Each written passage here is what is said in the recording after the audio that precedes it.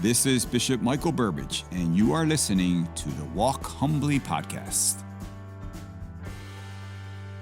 Podcasting from the St. Clair studio in the Diocese of Arlington. Welcome to the Walk Humbly podcast. This is Mary Broder, Digital Media Manager for the Diocese of Arlington, and your co-host for today's podcast.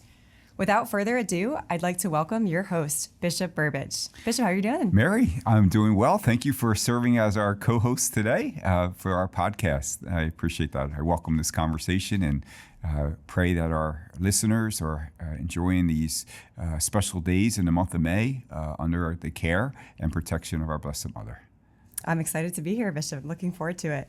We have a whole lot to cover today in today's podcast, but before we dive in, I just want to take a moment to congratulate you on your recent honorary doctorate from St. Charles Borromeo Seminary last week. You spoke briefly on this on the last podcast, but I'm curious if you're up for sharing more about your experience. What was that like for you? Well, first of all, it was the easiest degree I got. I got a degree. All I had to give was a talk. So, no, it was a great honor. St. Charles Seminary, as I've told our listeners before, I've spent 15 years of my life there as a college seminarian, theology seminarian, as a priest, and as a bishop. So 15 years of my life spent at that campus on that holy ground. So the seminary means a great deal to me. We have some of our seminarians there now.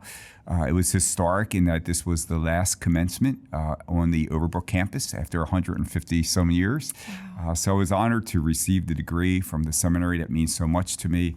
I talked about the rich history and tradition that we have at St. Charles Seminary, but now it's our moment, our privileged duty to move this forward to a new moment in time as the seminary opens its new campus.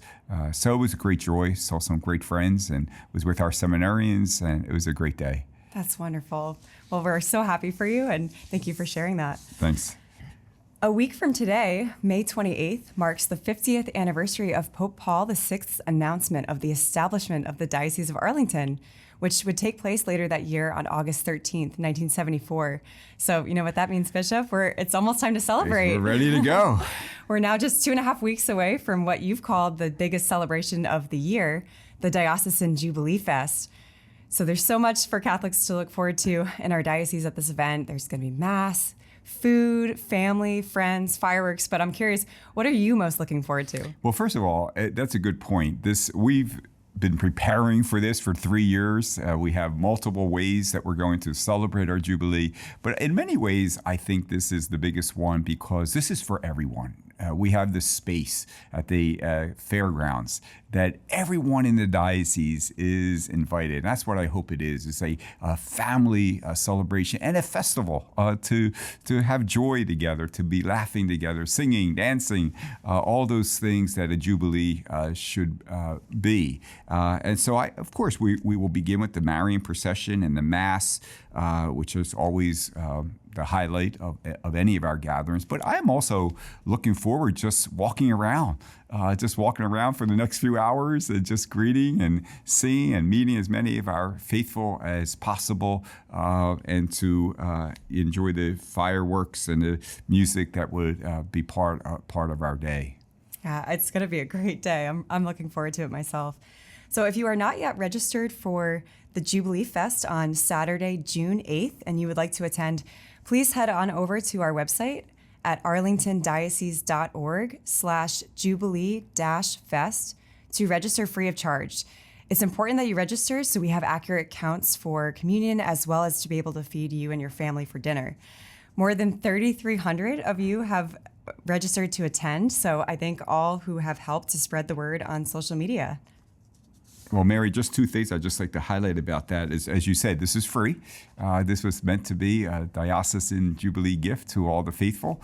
But also, sometimes when people hear the word register, they get, this is going to be complicated and all those things. Don't let that word bother you. All we need to know is you're coming, your parish can help you, whatever. Just tell your pastor you're coming. We just need word of right. Just to prepare for the food. But don't let the registration details get in the way of you being there. That's right. Bishop, it's equally hard to believe that graduation season is upon us. This is a really exciting and momentous time for many in our diocese, especially students, their parents, and their families. Can you take a moment to reflect on some of the accomplishments of our high school graduates and if there's a particular message that you intend to share with them this year? Sure. One is that they should be proud of this diploma they get. Our high schools are known for excellence in education. And, for all of our students from whatever school they're graduating from, it's a reflection that God's been at work in their lives, and they've cooperated with His grace through tireless hours of study and research and dedication and perseverance. So first of all, I want the students to be very proud, to thank God for how He has helped them and the people, their parents and their teachers who have supported them along the way. And then secondly, praying that the virtues and the values that they have learned throughout their high school years, especially in our Catholic schools, are virtues and values that they take with them and to wherever they go. And it'll be more challenging as they go to larger campuses or workplaces or wherever that may be. But to stay strong and to stay steadfast and to remember above all that without God, no matter what their hopes and dreams may be, without God, they can do nothing. But with Him, all things will be possible. I did, in preparing for our graduation celebrations, I always ask our school's office to provide me with some statistics that reflect what a great job our schools are doing. And so for our 4 high schools here in the Diocese of Arlington, as of last week, $78.4 million in scholarships have been awarded. That's an incredible number. And it's expected to be higher because students are still finalizing their plans. 74 scholar athletes have committed to play a sport in college. 6 students are planning on attending a service academy. That is wonderful. Another 6 students are National Merit Scholarship finalists. And one of our students is entering the college seminary program at St. John Paul II Catholic University of America in the fall. Praise so God. They're just some highlights. But personally, I think what makes the biggest accomplishment is the number of hours that our seniors have committed to service throughout their time in high school. So our graduating seniors, listen to this number, have performed well over 57,000 hours of community service since their freshman year. That's nearly a 13% increase over the previous year.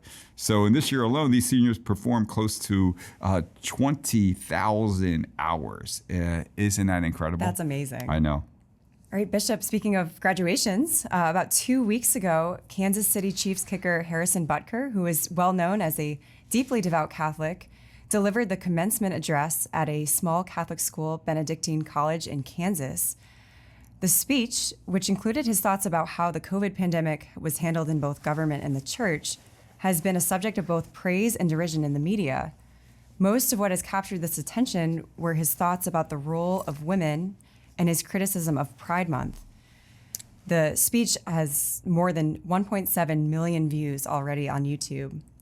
Bishop, have you heard or read about the speech, and what are your thoughts? Well, of course, it's, as you mentioned, this is getting a lot of public attention, and it's amazing to me simply because in the end, he was celebrating, I believe, motherhood, fatherhood, and family life. And he spoke about some traditional values and some moral convictions, some beliefs he had from a faith perspective. This should not be unusual. This is what we should always be doing, is bringing our faith and our beliefs into the public arena. But the fact that someone who is famous does so, now the public the media is all over this, and I think that's a lesson in itself. But just a couple things I would like to say. First of all, it is important if we are going to comment on this speech to read the whole thing ourselves. Absolutely. Because that's when you read the highlights and then when you read the actual text or look at the video. It's very important to see the context, to hear exactly what he said, and to know the audience he was talking to. He knew his audience. He was speaking at a small Catholic college there. I don't agree with everything he said in his speech, but I could take out some important truths that are a message that graduates in our world need to hear, and that is: be proud of your faith, don't be afraid to bring it in the public arena. Don't be afraid to live with integrity and celebrate the vocations that God has given to you. And I think he was reminding them that, yes, whatever career God may be leading you to, use your gifts and talents and to embrace that with passion. But to know that in the end, the Lord is only going to ask us to the extent that we were true to the ultimate vocation he gave us, to love God, to one another. And if we are called to marriage, and then how were you faithful as a husband or as a wife? And if you're blessed to have children, how were you faithful to the beautiful vocation of motherhood and fatherhood? What did you do to create a holy family in your life? And so I do not share some of the sentiments where I think that people who say he was being, outright disrespectful or, trying to be hurtful to people or anything like that. No, he was sharing his firm beliefs and convictions. And it takes courage to do that in this day and age, as he's seeing, because some of the comments that you read online, it's like are attacks.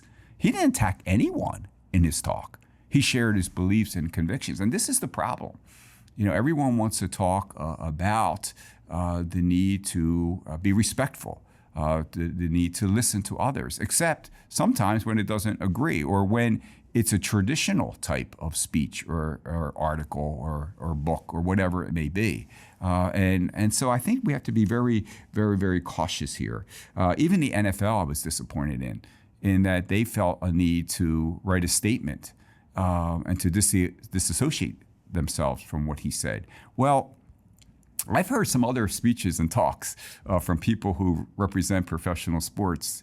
I've seen some behavior from professional athletes that are far from being a great example and inspiration. And we don't usually hear a statement from the league or anything like that, but because this individual spoke about his faith and traditional views and values, then they felt a statement was necessary. So I just think that shows us where we are in our world right now, where if we're going to speak about what God is asking of us, the ways and of the Lord, and what is a moral way to act as far as we see God's call in our lives, that we're going to have to pay a price for it. And so let's pay a price for it.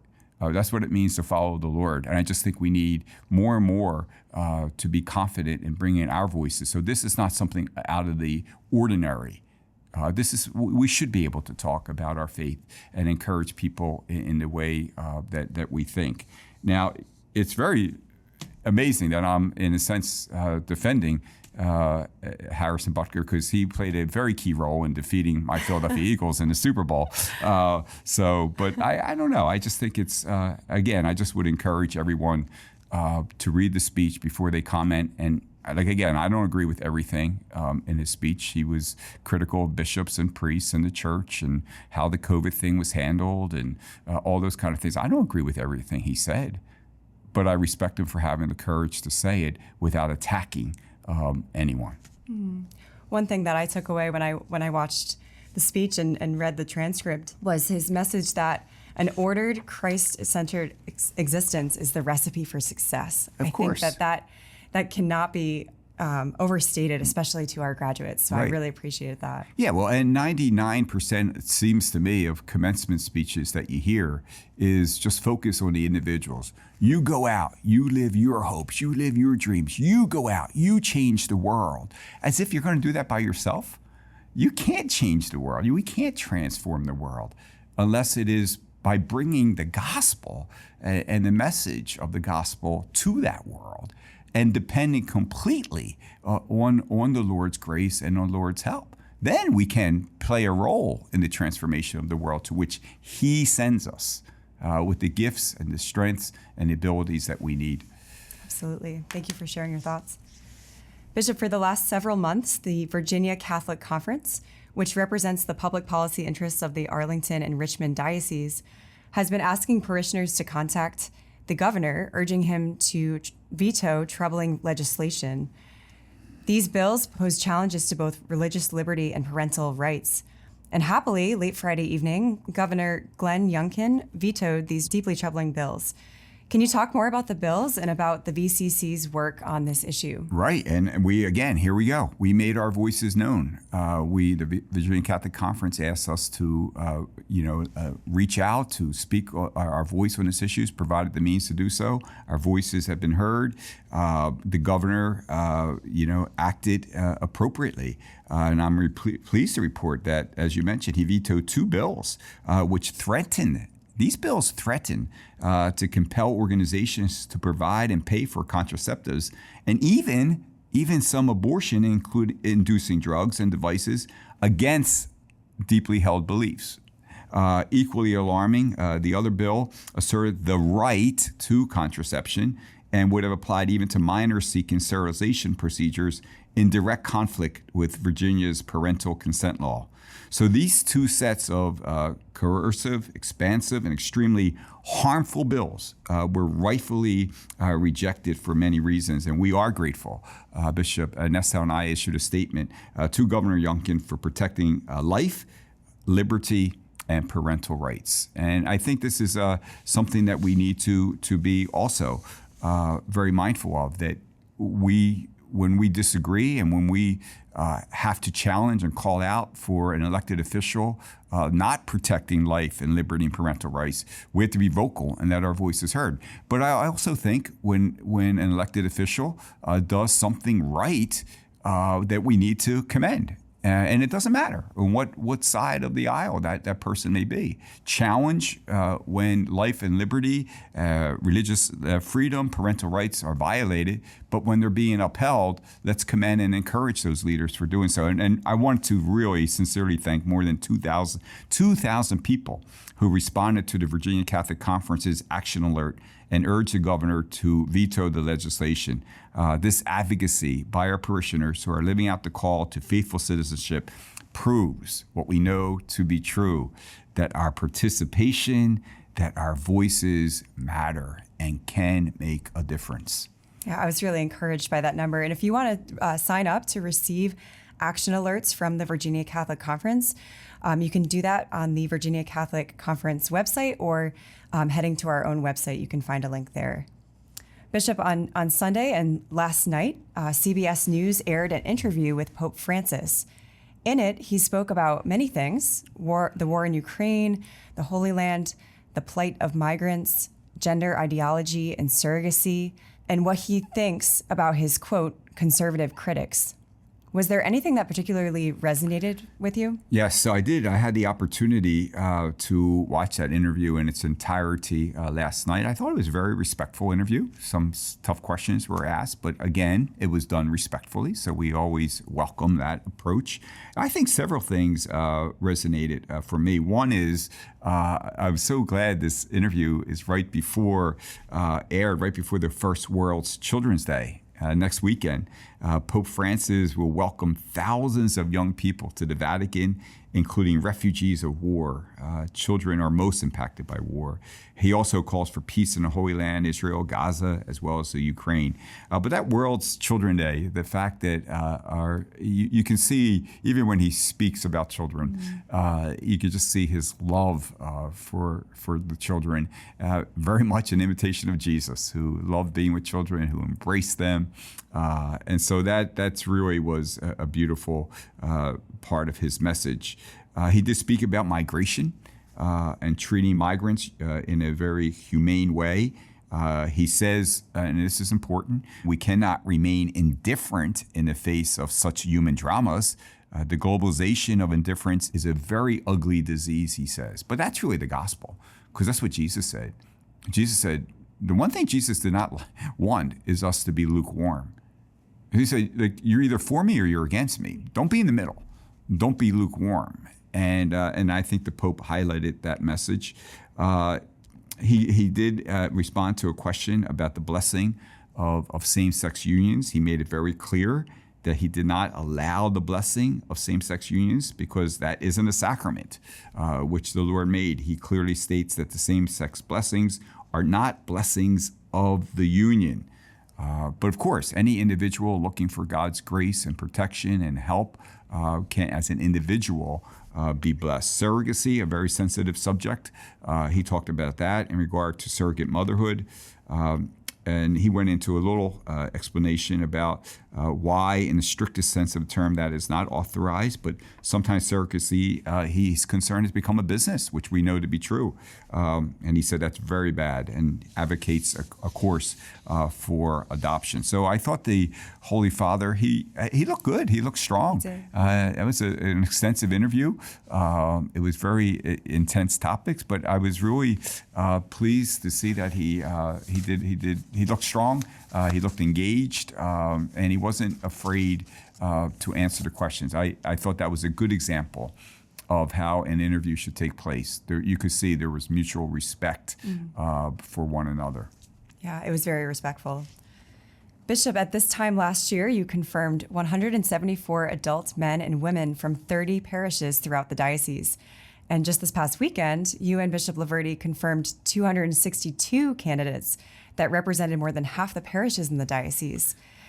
88 more confirmandi year over year is quite notable. To what would you attribute this increase? I think certainly our parishes are just doing a great job in evangelizing, in making sure that people are fully initiated into the life of our Catholic Church. And sometimes it's discovered, for example, and the reasons vary from one person to another of why, for example, someone was never confirmed. They were baptized, they received Holy Eucharist, but they were never confirmed. Again, the reasons vary from one person to another, and our parishes are doing just a great job in evangelizing. Welcome them. Hey, let's celebrate this sacrament. Let's make sure you're fully initiated into our Holy Catholic Church. And so and of course, God's grace. It was really like we confirmed the adult confirmation was on Pentecost. And as soon as you walked into the church, it felt like Pentecost. There were people from all around our diocese, every region of the diocese represented, people of all different age groups, all different cultural communities. It was like Pentecost, and you could feel something very special, the Spirit of God right there, and just the joy on the faces of the people coming up to be confirmed. As I said in my homily, if I ask them their stories, why is it now you're being confirmed on this date in 2024? Their stories would vary from one person to another. But the one thing they all had in common, it was the Lord who chose them and the Lord who led them and guided them to the joyful day, all part of his divine plan. And so one of the fruits of the Holy Spirit is joy, and there was certainly joy throughout the church and at the reception that day. That is beautiful. It must have been just a really beautiful occasion for you as a bishop, but also for those that were confirmed. And their families, yeah. Amazing. Bishop, we have one question from the faithful. Are you ready? Sure. Okay, here we go. This comes from Erin, who shares that the following is one of the most popular topics when she speaks at Theology on Tap events for young adults throughout the diocese. Can you offer tips for young adults who struggle when life throws unexpected curveballs? And is there perhaps an unexpected curveball you have personally experienced that you would like to share? That's a great question. And all of our lives have curveballs. It's not a straight line. And we are going to be led in ways that we never imagined. We're going to be filled with abundant blessings. Sometimes we're going to share in the sufferings of the Lord. That's what it means to follow him. And so I think it's important that when we move forward in our lives, that we don't etch in stone, this is what I'm going to do, this is when I'm going to do it, this is how this is going to be accomplished, this is when it's going to be accomplished. Have to be open. We have to be open to the Spirit of God, where the Lord is leading us, and whatever comes our way is all part of God's divine plan. I often, in answer to that question, I often tell the story that when I was first ordained a priest, there was 10 days before I knew my first assignment. So we had to wait. So there was 10 days, you were a new priest, you just didn't have a parish yet. And so people would ask you, oh, where do you want to go? What parish you want to go to? Now, if I was a holy young priest, I would have said wherever God wants. But I described for people, not the authorities, but people who would ask, the parish I would like to go to. I would like to go to a big city parish where everyone walked to church, with a big school, great pastor, other priests live in the rectory, everything like that. And sure enough, that's exactly what happened. And I'm like, wow, this is great. This priesthood thing's great. You desire a certain assignment, and this is what will happen. That is the only assignment in my entire priesthood that went the way I wanted it to go. Everything else was a curveball. Everything else it was what I least expected and sometimes even desired. But if anything, in my reflection of my 40th anniversary as a priesthood, I think it comes back to that when I look back on my priesthood, even though curveballs were thrown my way, I see the hand of God in everything that happened, where He knew where He needed me. He knew what was best for me.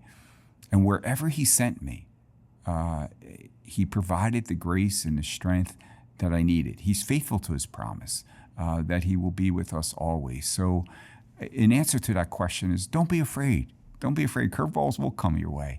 See them as part of God's plan and know that whatever God asks or whatever comes into your life, He will be present in those moments and accompany you. And it will be your path. Sometimes we have to realize it's the curveballs that are our path to holiness and sanctification and joy. It's not when everything's just going perfectly in the way I want it. Sometimes those curveballs is our path to holiness. It's so true. Thank you, Bishop. If you are listening to this podcast, you are benefiting from the generosity of so many who have given to the Bishop's Lenten Appeal. The BLA supports many ministries throughout the diocese, including the Communications Office. Thank you to all those who have made this possible. Be sure to sign up for our e-newsletter at arlingtondiocese.org. And Bishop, wow, we've covered a lot of ground in today's podcast. Do you have any final thoughts? And could you please send us forth with your blessing? Thank you, Mary. Great job on the podcast. Thanks for the conversation.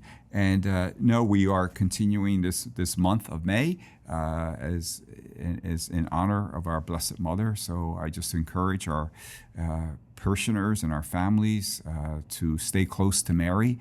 And trust your family and trust your lives, your vocation to her care and protection. Honor her by praying the rosary and know that, it is from the cross that Jesus gave us His mother to be our mother. And she truly is our mother. So allow her to embrace you in her motherly care and love and protection. And with her help, may we continue to walk humbly with our God. Thank you for listening to the Walk Humbly podcast. Make sure you check out more episodes and all the podcasts our diocese offers on Apple Podcasts, Spotify, and our diocesan website, arlingtondiocese.org. You can also follow me on X, formerly Twitter, at Bishop Burbidge, where I provide a short gospel reflection each morning, and on Instagram at Bishop Michael Burbidge. Stay up to date with news, event information, and inspirational content by subscribing to our e-newsletter at arlingtondiocese.org.